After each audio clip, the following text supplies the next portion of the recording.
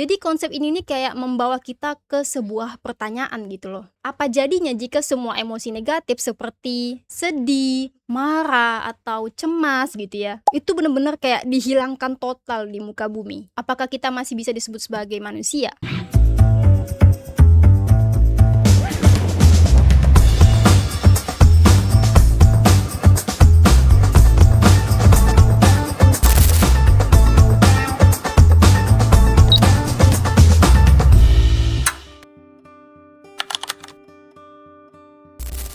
Hey guys, selamat datang kembali di Win Hero Channel. Dan kali ini kita akan movie talk again. Hari ini kita akan membahas sebuah serial terbaru dari seorang kreator yang sudah banyak dikenal oleh seluruh dunia, yaitu Vince Gilligan dengan karyanya yang berjudul Pluribus.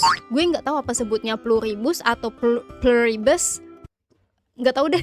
Jujur saat pertama kali menonton serial ini, aku langsung flashback dengan serial terlamanya Vince Gilligan, yaitu Breaking Bad. Yeah, bitch! Magnets! Oh!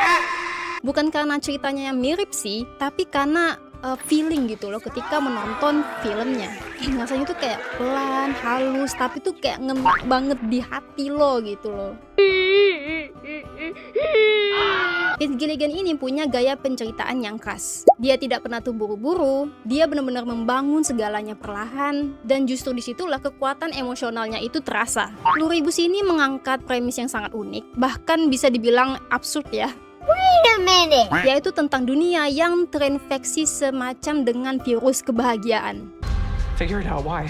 So you can join us. What the Jadi konsep ini nih kayak membawa kita ke sebuah pertanyaan gitu loh. Apa jadinya jika semua emosi negatif seperti sedih, marah, atau cemas gitu ya, itu bener-bener kayak dihilangkan total di muka bumi? Apakah kita masih bisa disebut sebagai manusia? Nah, untuk menjawab pertanyaan tersebut, kita harus pahami dulu nih dunia aneh yang diciptakan di serial ini. Dunia dimana tidak ada lagi aku, yang ada hanya kita. We couldn't do that if we wanted to. Who is we?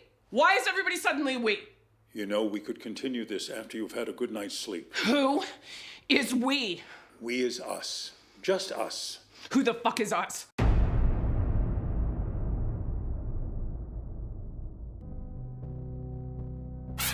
Pertama-tama kita lupakan aja deh semua gambaran invasi kayak alien gitu ya, dengan monster hijau lalu pesawat luar angkasa berbentuk piring gitu ya. Justru Pluribus ini memutarbalikkan invasi menjadi sesuatu yang tenang, damai, dan bahkan kayak ya sopan aja gitu, yang justru membuat kita para penontonnya itu terasa kayak meresahkan. Cerita ini dimulai ketika pikiran seluruh manusia di planet itu tiba-tiba menjadi satu kesadaran yang kolektif yang disebut sebagai Hypermin atau The Joint. Mereka bukanlah entitas jahat yang dalam artian tradisional gitu ya. Nah, mungkin kita bedah dulu ya sifat-sifat dari Hypermin ini atau kaum yang bahagia ini gitu. Nah, mereka ini secara harfiah teman-teman, mereka tuh nggak bisa berbohong. Mereka ini tidak mau menyakiti makhluk sekecil apapun, bahkan semut sekalipun. Mereka akan melakukan apa saja kepada 13 orang yang tidak terkena virus bahagia ini untuk merasa aman dan bahagia. Dan dari sudut pandang mereka, apa yang terjadi adalah sebuah hadiah bagi seluruh umat manusia. Tidak ada lagi perang, konflik, lalu penderitaan, atau bahkan kematian. Mereka percaya telah memberikan semacam anugerah kebahagiaan absolut bagi semua orang yang bergabung. Namun di balik fasad yang sempurna ini, ada semacam dilema yang menjadi inti dari ceritanya. Dan serial ini tuh kayak, apa ya, menyoroti pertukaran yang sangat mahal. Kayak misalkan tadi ya, kita mendapatkan kedamaian yang total, kayak nggak ada tuh rasanya sakit, nggak ada namanya konflik, dan juga kematian. Pokoknya dunia ini tuh kayak digambarkan penuh dengan ya sinar matahari dan rainbow gitu ya, kayak pelangi aja gitu loh setiap harinya. Nggak ada tuh kayak, like gelap gitu ya, atau bencana atau apapun itu. Pasti semua harinya itu begitu sangat senang dan bahagia. Tapi justru yang hilang di sini adalah individualitas dan kehendak bebas, rahasia dan privasi pribadi kalian itu ya semuanya terbongkar. Dan bahkan jiwa manusia itu sendiri tidak ada, teman-teman. Jadi pada dasarnya manusia itu tidak lagi menjadi seorang individu, melainkan kayak boneka yang sangat baik hati gitu ya, yang dikendalikan oleh satu kesadaran. Mungkin dunia yang digambarkan ini seperti sebuah surga gitu ya. Dan dilema antara kedamaian kolektif dan versus penderitaan individu inilah yang dieksplorasi melalui para penyintas, yang masing-masing kayak memberikan jawaban berbeda tentang apa artinya menjadi manusia.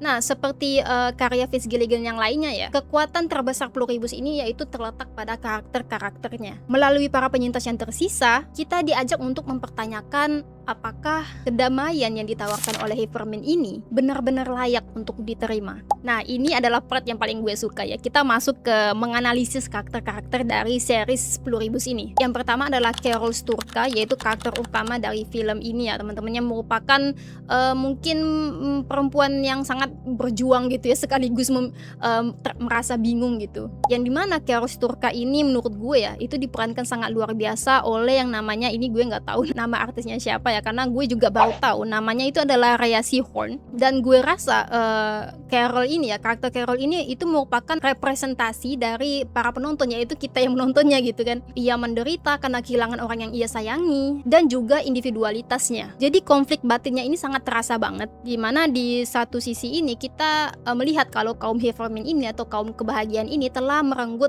segala dari miliknya. Namun di sisi lain, Heiferman ini bersikap luar biasa baik padanya gitu loh. Dan para penyintas lain juga terlihat menikmati banget ya dengan dunia baru mereka gitu. Jadi kebingungan ini nih membuat kita tuh kayak bertanya-tanya jadinya. Jadi siapa sih yang sebenarnya benar gitu loh dalam situasi kayak gini. Nah, selanjutnya kita geser dulu ya ke karakter selanjutnya, yaitu Manus.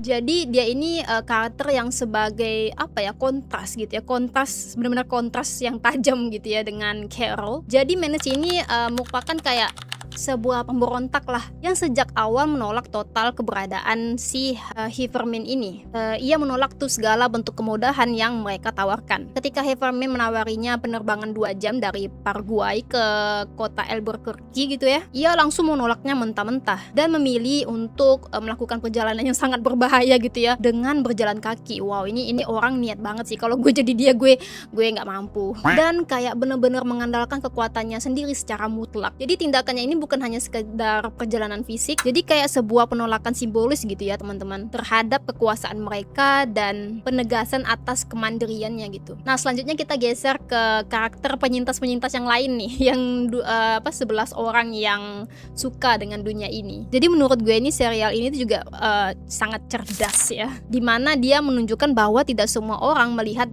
dunia Heiferman itu adalah sesuatu yang buruk gitu loh. Justru ada penyintas lain yang justru menikmatinya. Seperti yang bisa kita lihat gitu ya, ada salah satu penyintas yang lain gitu ya, yang pria gitu ya, gue lupa dia dari mana, namanya siapa. Pokoknya dia itu sangat menikmati lah dengan dunia barunya ini, dimana dia mengencani 20 wanita sekaligus. Dimana dia tahu guys kalau Heiferman ini tuh tidak bisa menolak permintaan dia. Ada pula yang sangat antusias dan tidak sabar untuk bergabung. Keberagaman perspektif ini menyoroti betapa rumitnya dan abu-abunya pertanyaan moral tadi yang diajukan. Perbedaan pandangan di antara para penyintas inilah yang membawa kita ke pertanyaan yang lebih dalam lagi dari serial Pluribus ini. Apa sih sebenarnya arti menjadi seorang manusia?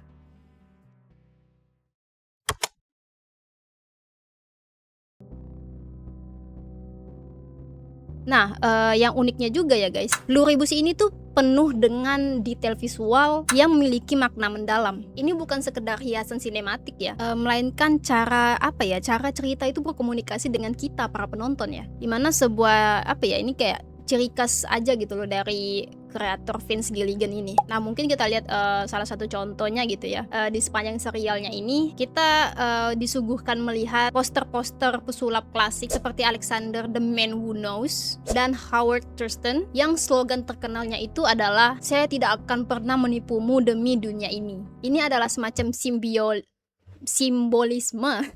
simbolisme brilian untuk Heiferman-nya ini. Seperti para pesulap yang menyajikan fasad transparansi dan kejujuran total. Dan Heiferman ini mengklaim bahwa mereka tidak bisa berbohong. Namun pada dasarnya keberadaan mereka ini adalah sebuah sihir gitu ya, sebuah sihir yang menipu dan menyembunyikan kebenaran mengerikan tentang hilangnya kehendak bebas. Ada satu contoh lagi juga, ada satu adegan ikonik gitu ya, dimana karakter utamanya ini si Carol ini itu muncul dengan dress yang warna kuning yang mengkilap ya gitu ya, kayak emas gitu. Itu tuh kayak semacam sebuah simbolisme guys, bukan hanya sekedar pakaian mahal. Puncak godaan bagi Carol untuk menerima kehidupan barunya bersama Zosha, pacar barunya. Seperti apa ya, itu kayak melambangkan seperti sebuah sangkar emas yang indah dan nyaman gitu. Momen ini membuat pengkhianatan yang ia sadari setelahnya terasa jauh lebih menyakitkan dan berdampak.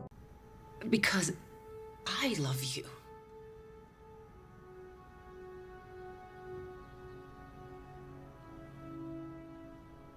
Carol.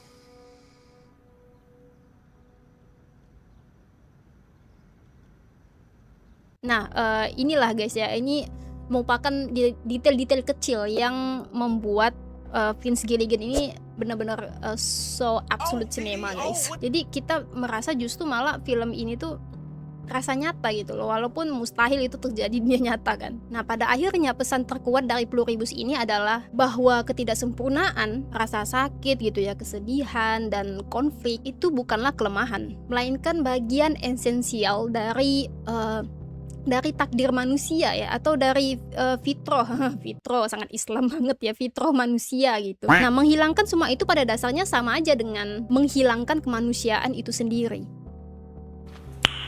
Nice. Dan gue juga banyak gitu loh mendengar kritikan lah mengenai serial yang satu ini ya, Pluribus ini, yang dimana mereka bilang kalau ritme film ini tuh terlalu lambat gitu, atau terlalu slow burn lah apa katanya gitu. Tapi malah menurutku justru kelambatan ini, slow ini justru menjadi kekuatan lah gitu, kekuatan gitu menjadi power dari serial ini gitu. Jadi sengaja gitu, gue yakin Vince Gilligan itu sengaja mengambil waktu ya, mengambil waktu yang begitu lama gitu, karena dia ingin apa ya, ada proses gitu loh membangun karakternya dan emosinya itu secara perlahan, sehingga ketika momen puncaknya tiba, dampaknya itu terasa begitu nyata dan bener-bener kayak ngenak aja gitu loh. Dan kabar baiknya teman-teman, season 2 nya ini sudah dikonfirmasi dan kita akan melihat lagi tuh perjalanan dan perjuangannya Carol dengan Manus gitu ya, yang dimana mereka di sini bukan hanya melawan sebuah ideologi tapi juga berpotensi melawan teknologi nggak sih? Soalnya tuh di episode terakhir kalau nggak salah, si Manus itu tuh kayak apa ya, dia mendapatkan sinyal misterius gitu loh, yang mungkin menjadi kunci untuk membebaskan umat manusia guys. Jadi gue sangat senang sekali bahwa serial ini tuh bukan hanya apa ya, menjadi bahan tontonan bagi kita, tetapi juga mendapatkan pengalaman lah gitu, yang membuat kita tuh berpikir gitu loh. Jadi gue ingin bertanya lah ke kalian, kalau kalian di posisi Carol atau Manus, kalian berada di posisi yang mana? Apakah kalian akan memilih dunia yang damai gitu, yang senang bahagia dengan Hivermin, atau justru mempertahankan kebebasan kalian meskipun harus hidup dalam kesendirian? Coba tulis pendapat kalian di komentar. Oke guys, jangan lupa like, share, dan subscribe agar kalian tidak miss dengan tontonanku yang lainnya. Oke, sampai jumpa di video berikutnya. Ciao. We save the world. Carol Sturka. What is this? Atom bomb.